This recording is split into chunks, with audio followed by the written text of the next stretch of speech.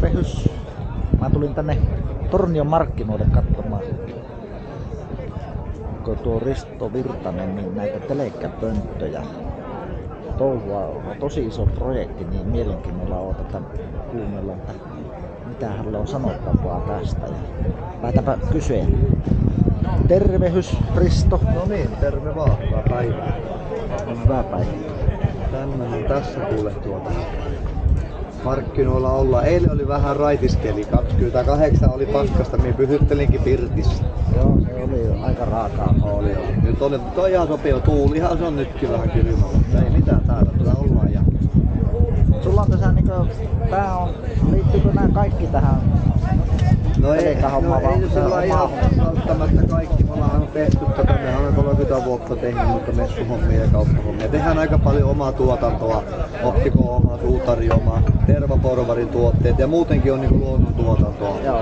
Sitä on tarjolla marjajauheita ja näin. Ja sitten mulla on osa tietysti liittyy tähän Telekämpönttöprojektiin, on niinku tukituotteena niinku nyt on päässä ja tässä on pipoa, on vähän vahvempaa fliisivuorolla ja ohuempaa ja sitten mä oon tehnyt kalenterituotantoa tälle vuodelle, tehin sitten Telekämpönttöprojektille oman kalenterin. Miehän tehin tälle virallisen logoon, tuon graafikon piirtämä hieno logo, tuommoinen veikeä telekkä kattelee pöntöltä. Niin, joo, niin näitä on tukituotteena joitain mitä löytyy, niin kuin nämä esimerkiksi nämä pipot ja muutkin tuotteet löytyy nettikaupasta. Jahtimestari.fi on nettisivu, niin sinne me lisäilen näitä. Joo. Aina kun tulee lisää, varmaan kesällä tulee pipoa tai pipon lisäksi tulee lippalakkia, teepaitaa ja jotain. Katsotaan sitten. Joo. Ja teillä on monta pönttöä tehty nyt? No niitä tietysti. Viime keväänä oli vappuun mennessä oli 1012 valmista. Vappuna kun lopetin niin työhanskat naulaa vähäksi aikaa ja alkoi erämessu kiertue. 4 erämessua oli mukana, Kuopio, Rovaniemen, Lapin erämessu, Riihimäki ja sitten vielä Joensuu. Niin siellä mulla oli Telekämpönttöprojekti. Kiertue oli kiertueella mukana ja muutamia pönttöjä oli mukana näytillä. Oli se 1000 numero oli semmonen erikoinen, kun se oli tehin sen vähän erilaisen. Eli Siperian lehtikuusta oli se materiaali ja sitä minä en luovuttanut kesän aikana vielä kellekään. Sitä oli kilpailu sen ympärillä paljonko se painaa. Se oli tarkoituksella tehin sen paljon isomman, kun reilumman kokoinen, isommallekin lihavalle telkällekin sopii se pönttö. Se oli kilpailu siitä paljon se painaa ja 4 erämessuilla sitä arvuteltiin ja monessa muussa tapahtumassa. Lopulta se sitten syksyllä päätyi onnellisen omistajalle. Me järjestettiin Jupon erällä tämmöisen erätaitotapahtuman, missä oli pienpetopyynti ja Telekämpönttöprojektia. Ja näihin järjestettiin huutokauppa siihen loppuun, missä oli ensimmäinen kohe oli se tonnipönttö. Se meni sitten Miekojärvelle, että se päätyi. Miekojärven rantaan se on menossa tälle keväälle sitten. Mutta nyt on sitten tänä vuonna nyt tietenkin tulee toiset 1000 pönttöä. Nyt ne tulee ehkä vähän kevyemmin kuin viime vuonna. Viime vuonna mulla oli 6 kilometriä lautaa, 50 000 ruuvia ja toista 104 kattovaneria ja semmonen 700 työtä. Aivan hirveä. Joo, no että se oli kyllä kieltämättä, olihan se vähän. Ahisti vähän se homma siinä jossakin kohtaa, kun me vähän lähti lapaisesti tämä homma, vähän karkas mopo käsistä. Kun vuosi aikaisemmin oli 100 pönttöä ja se oli Telekämpönttä 100-projekti nimi. Yle halusi oman nimipöntön, Yle 101 on Tornionjoella siellä Pikisaaressa. Ja tässä on sitten Metsästäjälehti tehnyt juttua, Jahtilehti ja moni muu. Silloin ne kysyy, että miten se 100-projekti, miten me jatketaan sitä. Menin sanomaan, että pannaan se 1-0 lisää, niin se on 1000-projekti, eli niin kuin viime vuonna. No silloin nolla oli helppo sanoa sinne perään, mutta niin se tuli tehtyä. Viimeinen viikko joutui tekemään melkein yötä päivää ennen vappua, että sai se valmiiksi. No nyt on sitten se, kun apulaisia on, partiolaisia enempi ja näitä junioritahoja, eri tekijöitä on, niin mä olen niitä hakenut koko syksyn, ketkä haluaa osallistua ja tarjoaa määrämittalaulat ja saavat junnut esimerkiksi rakentaa, niin se on nyt se tulee se 1000 vähän kevyemmin. Toki se on sillä, että se junnuillekin, jotka tekee, niin sehän on mahtava se päivä, kun pääsee rakentamaan, se on hyvä.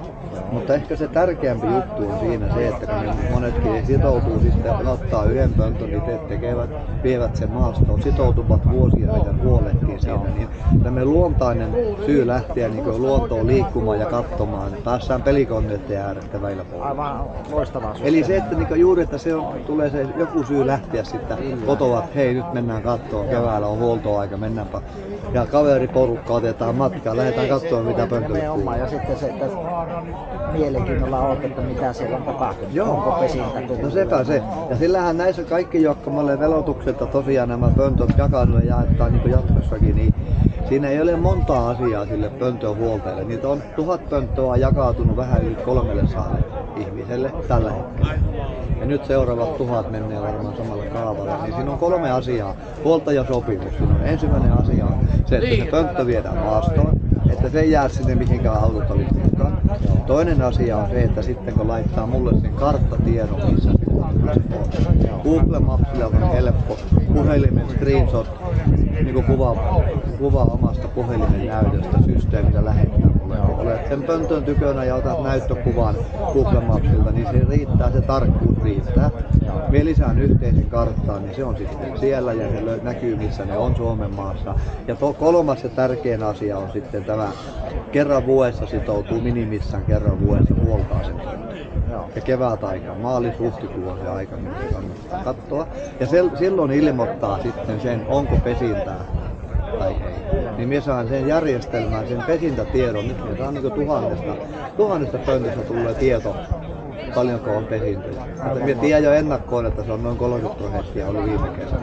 Sitten on kesäaikana monella ihmisillä se yksi pönttö on mökkirannassa, se on kotirannassa, mitä voidaan kesällä jo seurata nähtyä, että siellä on telekkä mennyt asumaan ja pesimään siihen. Niin me on saanut sen ennakkotiedon jo niin paljon, että varmaan noin 30% on. Niin se on hyvä juttu se. Älyttömän hyvä. Ja mulla kiinnostaa itsellä tämä nyt sillä lailla tämä oma konsepti, eli Merilappi 360 Siilaplan. Haluaisin lähteä mukaan tähän ja juteltiin tuossa aikaisemmin, että jos me 10 pönttöä otettaisiin, niin mä heitän haasteen myös Siilaplan Safarikselle Päiville ja Samuulelle, että teillä on töissä siellä, niin jos mä lähden viemään ne saareen tuohon Kemin edustalle 10 kappaletta, niin ootteko mukana sillä, että annattaa mulle kelekkaa käyttöön, että mä pystyn viemään ja vuosittain käymään myös huoltamassa.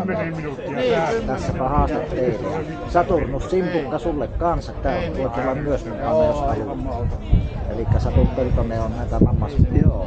Nämä on niin sillä miten olen huomannut nyt, kun viimeet on näitä hakenut ja ottanut tuota yhden, joku on ottanut useamman, niin ne on monet kiinnostunut. On mukava seurata sitä tapahtumaa, kun ne on lähelläkin mökkirantaa, niin näkee, että mitä siellä tapahtuu. Ja telekkähän on semmoinen, niin kuin vähän sanotaan, loispesiä, että jos on 2 pönttöä lähekkäin, se ei haittaa mitään, mutta ne saattaa olla, että ne vuorollaan käy siinä, kun kaveri lähtee toisesta pois, se toinen telekkä voi käydä munimassa siihen toisenkin pönttöön. Se kuuluu siihen luontaiseen käyttäytymiseen. Ja sen takia, jos jostakin pöntöstä nähdään, että tuli 15 poikasta ulos, niin yleensä siinä on kysymys sitten loispesinästä. Siinä on useampi telekkä käynyt munimassa sinne ja yksi ottaa ja hautoo sen koko läjän.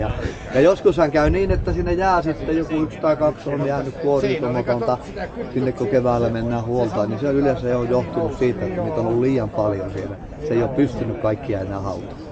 Mutta se ei ole niin kuin sitten monesti usein kysytään, että kuinka lähekkäin ne voi laittaa maastossa, niin ei sillä periaatteessa ole merkitystä. Jossakin on ohje ja sanotaan, että mielellään ei saisi olla näköetäisyyttä toiseen pönttöön, mutta meillä ei kyllä nyt 1000 pöntön kohdalla nähty, että ei se oikein piässekään niin sillä paikkaa.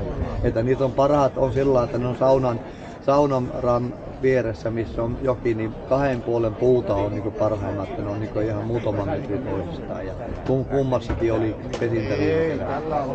Että se niin vähän riippuu, mutta aika hyvin ne kuitenkin yleensä löytää ja telekkä on niin paikkauskollinen lintu, että ne on parhaat ollut 15 vuotta on sama telekkä tullut sama pönttö joka vuosi.